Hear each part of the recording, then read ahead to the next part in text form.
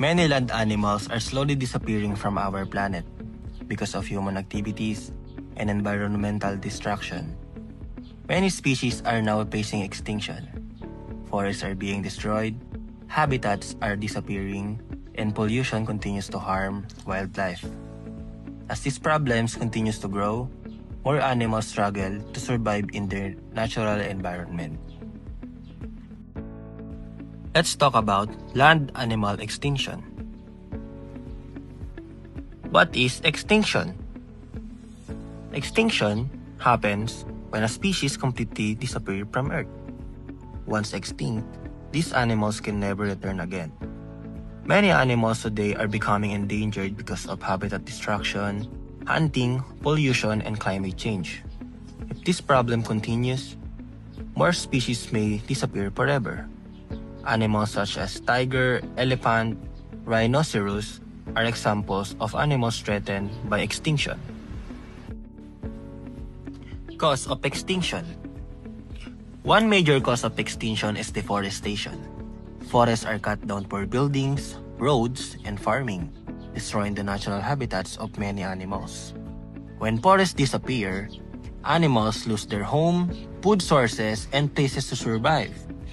Illegal hunting and poaching also threaten many species, especially animals hunted for their skin, horns, or body parts.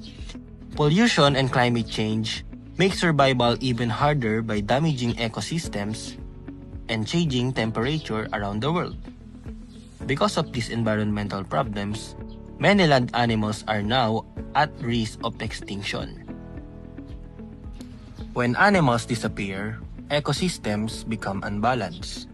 Every animal plays an important role in nature, whether as a predator, prey, or part of the food chain.